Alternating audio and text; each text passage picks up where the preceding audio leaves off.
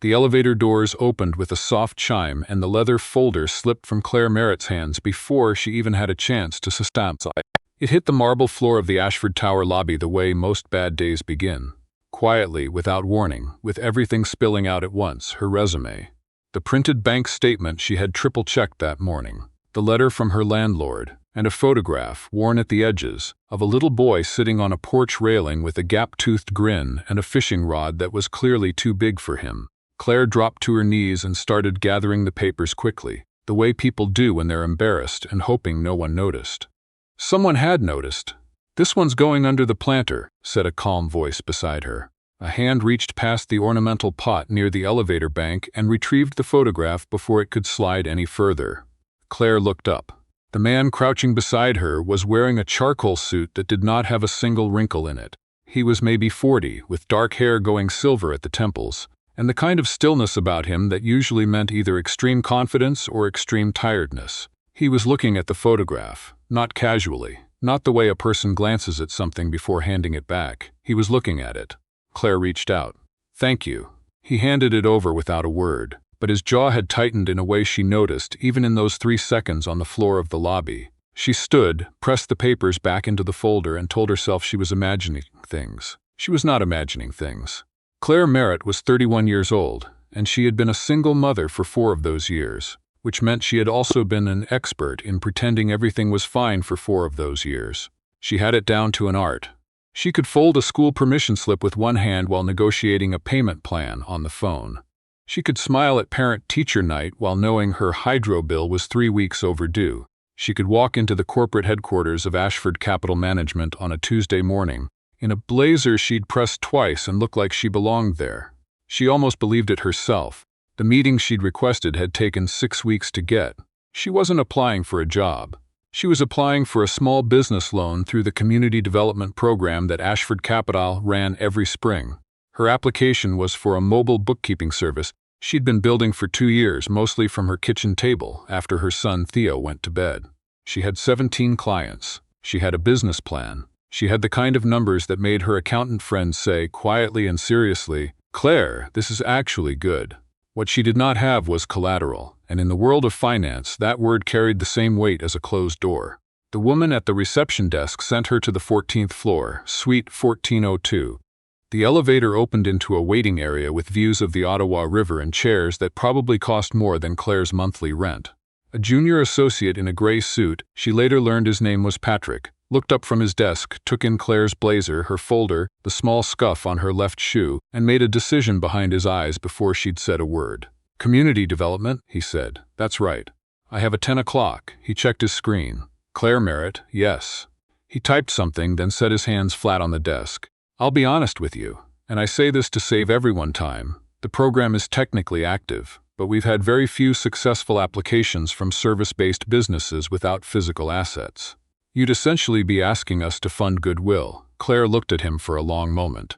"I'm asking you to fund a business with 17 paying clients, a 94% retention rate, and 2 years of clean books. But sure, let's call it goodwill." Patrick blinked. "I have a 10 o'clock, she said again. "Is someone going to see me, or should I wait?" She waited. 22 minutes, which she spent sitting very straight in one of the expensive chairs, watching tugboats move along the river below, and giving herself the same talk she gave herself before every hard thing.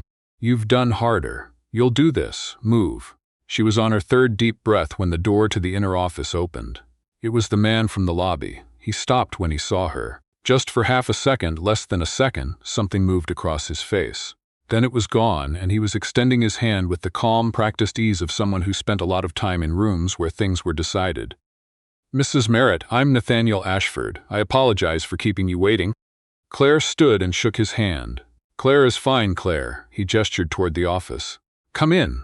Patrick, she noted, had gone very quiet. Nathaniel Ashford was, by most public measures, the kind of man who did not need to introduce himself. He had inherited his father's investment firm at 34, restructured it entirely by 38, and spent the last 5 years making it genuinely profitable through what financial journalists called a stubborn insistence on community-integrated portfolios, which was a complicated way of saying he kept finding reasons to invest in people his competitors called bad risks. He did not tell Claire any of this. He sat across from her at a round table, not behind his desk, which she noted. and opened his copy of her application while she opened hers.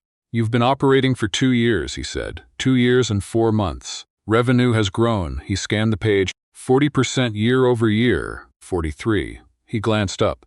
There was something in his expression that wasn't quite amusement but was adjacent to it. 43. "And your client base is concentrated in small food service businesses. Restaurants, caterers, one food truck operation. They're underserved by traditional accounting firms because the margins are too thin to make them worth the billing rate. I charge a flat monthly fee and I know the industry, so I don't waste their time or mine." "How do you know the industry?" "I ran the back office for a restaurant for 6 years. Before that." She didn't elaborate on what before that meant. She didn't need to. Nathaniel looked at the page again. Then he set it down and folded his hands on the table. "Our program criteria require physical collateral. You know that." "I do. Your application doesn't meet that criterion." "I know that too. So why are you here?" Claire looked at him directly. "Because the criterion is designed for businesses that don't need the program. A bakery that already owns its equipment doesn't need a community development loan. It needs a regular commercial line of credit. I'm here because the program says it exists to support small businesses that fall outside traditional lending structures. That's exactly what I am. And either the program means what it says or it doesn't." The room was quiet. Nathaniel studied her for a moment with the particular attention of someone who has heard a lot of pitches and knows the difference between a good argument and a true one. Then he picked up his pen. "Walk me through month 7, he said. "Your revenue dips. I lost a client. Dino's Grill House on Elgin Street. They closed, and month 11. I added 3 clients in that quarter. The spike looks irregular, but the baseline held."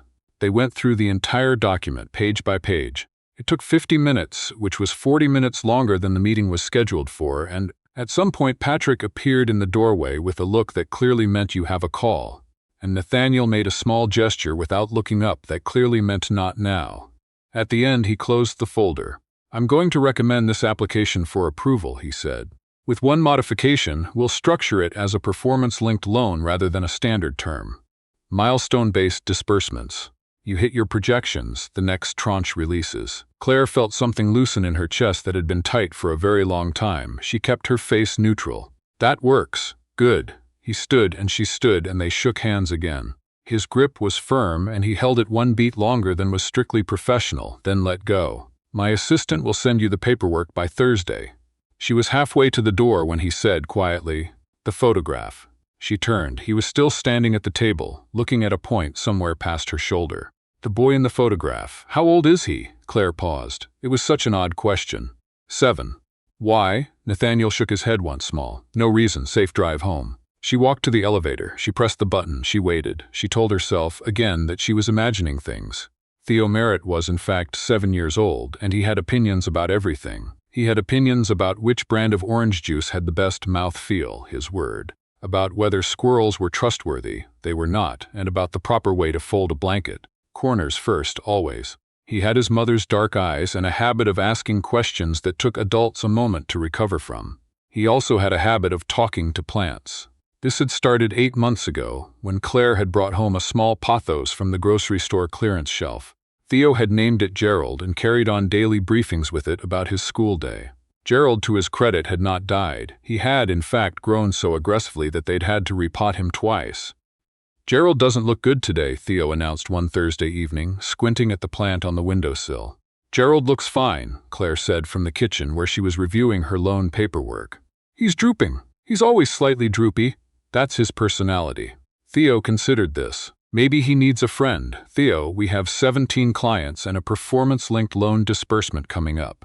We are not getting Gerald a friend right now." "I wasn't asking you," Theo said, with the supreme dignity of a 7-year-old, and turned back to the plant. The loan paperwork had arrived on Wednesday, exactly as promised. Claire had signed it Thursday morning, returned it by courier, and was now trying very hard not to think about what came next. The first milestone was 6 months away. She had a plan. She had a spreadsheet. She had Gerald. She was, by most measures, fine. The call came on a Tuesday, not from the bank. From a number she didn't recognize, with a 613 area code. She almost didn't answer it. "Mrs. Merritt, this is Nathaniel Ashford. I hope I'm not interrupting." She was standing in the parking lot of Theo's school waiting for the bell. Not at all. "Is there something wrong with the application?" "No. Nothing like that." A pause. I'm calling because I want to be honest with you about something, and I'm not entirely sure this is the right call to make, but I find I'm making it anyway." She said nothing. She waited. "The photograph you dropped in the lobby," he said. "The boy with the fishing rod." I recognized him. The school bell rang in the distance. Tommy. He was my nephew, my younger sister's son. His voice was careful in the way voices get when they're carrying something heavy. "She died when he was 3, in a car accident. My brother-in-law remarried, and I lost contact with Tommy about 5 years ago. He would have been about 7 now." Claire stood very still in the parking lot. Around her, children were beginning to stream through the double doors. "That's a photograph of my father," she said, "with me. I was about 6 or 7. It's old." The silence that followed was the kind that happens when two people are recalibrating at the same time. "Your father," Nathaniel said. "Yes, he gave it to me before." She stopped. Theo came through the doors, backpack bouncing, looking for her. She raised her hand. "Miss Ashford, can I call you back?" "Of course." She called him back that evening, after Theo was in bed and Gerald had been watered, and the apartment was as quiet as it ever got. She sat at the kitchen table with a cup of tea and told him what she hadn't planned on telling anyone for a while yet. Her father, William Merritt, had been a long-haul truck driver. He'd been good at it, steady and careful, until 5 years ago when he'd had a stroke on the road outside of Thunder Bay. He'd survived, but barely. He'd lost most of the function on his left side and significant amounts of his memory. He'd been in a care facility in Canada ever since. He had no savings. The facility costs were covered through a combination of provincial support and a private arrangement Claire did not fully understand, managed by someone her father had known before the stroke. She paid what she could every month, which was not enough, and had never managed to find out more about the private arrangement because every time she tried, she ran into a wall of administrative silence. "I bring Theo to see him on Saturdays," she said. "He doesn't always know who we are, but sometimes he does. And when he does, he asks me if I've been fishing lately." She looked down at her tea. "I've never been fishing, but he's been saying it since I was a kid. I think it's something he wanted to do with me that we never got around to." The line was quiet for a moment. "What's the name of the facility?" Nathaniel said. "Riverside Manor, in Canada. Why?" Another pause, this one longer. "Claire." His voice was different now, lower. "The private arrangement you can't get information on. What name runs the account? I don't know. That's what I keep trying to find out. Would you check something for me? The paperwork you signed at the initial placement. There should be a third-party guarantor listed." She hadn't kept it. She'd been 26 and terrified and just trying to keep her father alive. "I'd have to request it from the facility." Request it. She did. It took 4 days and 2 uncomfortable phone calls. The document arrived by email on a Friday morning, scanned and slightly crooked. The third-party guarantor was listed as N. Ashford Holdings, registered in Ottawa. She stared at it for a long time, then she called him. "You're going to have to explain this to me," she said. "Because right now I'm sitting here thinking either you're someone I should thank for the last 5 years, or you're someone I should be very suspicious of, and I'd like to know which one before I decide what to say next." Nathaniel was quiet for a moment. When he spoke, his voice had the quality of someone reading from a document they'd memorized against their will. "Your father drove my father to a medical appointment in the winter of 2018. My father had a cardiac event in the truck. Your father stayed with him for 4 hours in a snowstorm on the side of the highway until help arrived. He kept him alive, a beat. My father died 8 months later, of unrelated causes, but he had time. He had 8 months, because of your father." Claire pressed her hand flat against the kitchen table. "My father left a private instruction in his estate documents. He wanted ongoing care covered for William Merritt, for as long as it was needed. He called it a debt." Nathaniel paused. "I've been administering it. I didn't know how to contact you. And then you walked into my lobby and dropped a photograph on the floor." The apartment was very quiet. "You've been paying for my father's care," Claire said, "for 5 years. My family has." Yes, she thought about all the Saturday mornings, her father's hand in hers, warm and slightly trembling. Theo drawing pictures at the bedside table, narrating them for a man who couldn't always follow but who smiled anyway. She thought about the wall of administrative silence she'd spent years walking into and the document she'd never quite understood. She thought about a truck on a highway in a snowstorm and a man who stayed. "He never told me," she said. "He probably didn't think it was worth mentioning. That's..." She laughed, and it came out watery in a way she hadn't planned. That is exactly what he would say. Nathaniel came to Riverside Manor on a Saturday in March, which was overcast and cold in the way Ottawa Marches always are, the snow halfway melted and the air not yet decided about spring. Claire was already there, sitting in the chair beside her father's bed, and Theo was on the window bench with Gerald's latest cutting in a small pot, which he had apparently decided William needed more than they did. "He's been asking me about the fishing again," Theo informed Claire in a stage whisper as Nathaniel came through the door. "I heard you the first time, Bud. I'm just saying. Maybe we should actually go fishing. Maybe." Nathaniel stood in the doorway with a look on his face that Claire was beginning to recognize, the careful stillness that meant he was feeling more than he was showing. He was carrying a manila envelope, which he held with both hands like it was something he'd been thinking about for a long time. William Merritt was awake. He was looking at the window, at the bare branches of the oak tree in the courtyard, and he had the slightly faraway expression he wore when he was navigating the fog of his own memory. Then he looked at Nathaniel. Something shifted. Something came forward.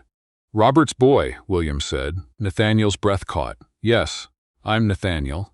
William looked at him for a long time. Then he nodded, slowly, the way people nod when something makes sense that they'd been waiting a long time for. "I wondered if I'd meet you." "I should have come sooner," Nathaniel said. He set the envelope on the bedside table, next to Theo's pot and a worn paperback novel, and a photograph of a young woman with dark eyes holding a fishing rod. "I brought some paperwork. It can wait. We don't have to talk about it today." "What is it?" Claire asked. Nathaniel looked at her. "My father's original care commitment was verbal, backed by a private account. I've had it formalized. Your father's care is covered in full, for life, through a trust. It doesn't depend on my involvement or anyone else's decisions. It's his." He paused. "And there's something else. A second doc. My father's lawyers found it in his files last year, and I wasn't sure what to do with it until recently." He opened the envelope and took out 2 sheets. "Your father saved my father's life. My father's estate, what remained after everything, had a provision. A thank you he never got to deliver in person." He set the second sheet beside the first. "There's a property in Almonte, small house, half an acre, backs onto the Mississippi River. My father bought it years ago as an investment, never used it. He left it in trust for William Merritt or his next of kin." Claire looked at the paper, then at her father, then at the window. "There's a dock," Nathaniel added quietly, "on the river." Theo, who had been listening with his chin on his knees, sat up. For fishing, Nathaniel said. Theo looked at Claire with the expression of someone whose hypothesis has been proven correct by the universe itself. William Merritt turned from the window. His eyes were clear, the fog lifted for now, and he looked at his daughter the way he did on the good days, fully, warmly, like she was still 6 years old and everything was ahead of them. "Have you been fishing?" he asked. Claire's throat was tight. She reached over and took his hand. "Not yet," she said, "but I think we're going to." The Ottawa Citizen ran a small story in April, buried in the business section, about how Ashford Capital's community development loan portfolio had seen a 40% increase in successful applications after a quiet review of the program's collateral criteria. The story quoted Nathaniel briefly, something about rethinking which risks were actually risks, and which ones were just unfamiliar. Patrick, the junior associate, had requested a transfer to a different department. Gerald the Pothos had been moved to Riverside Manor permanently, where a nurse named Bev watered him on weekdays and Theo supervised on Saturdays. The house in Almonte needed new windows and a coat of paint and someone to fix the back step, which had rotted through the winter. Claire had a spreadsheet for that too. Theo had already named 3 different fish in the river, none of which he had actually seen yet. On the first warm Saturday in May, they drove out along the 417 with the windows down. And when they pulled into the gravel lane and Claire stopped the car and they just sat there looking at it for a moment. The small white house, the yard going soft with new grass. The glitter of the river through the trees at the back. Theo said, very seriously, Gerald would love it here. Gerald is at Grandpa's now. Gerald has branches everywhere. And he wasn't wrong about that. Nathaniel was already there, standing at the back of the property where the dock started, looking at the river with his hands in his pockets. He heard them come through the gate and turned, and when he saw Claire he did the thing she'd come to expect from him now. The stillness, and then the small, quick, real smile underneath it. She had 17 clients. She had a son who talked to plants and took fish welfare very seriously. She had a father who was still here, still asking about the fishing, still reaching toward her on the good days like she was the most certain thing in his world. She had the photograph, still in the leather folder, slightly worn at the edges, of herself at 6 years old, sitting on a porch railing with a gap-toothed grin and a fishing rod that was clearly too big for her. She had figured out a lot of things the hard way, and she had learned that the hardest way sometimes leads you somewhere completely unexpected. somewhere with a dock on a river and a man who finally answered a question that had been waiting 5 years to be asked. She walked across the new grass toward the water, and for the first time in a very long time, she wasn't pretending at all.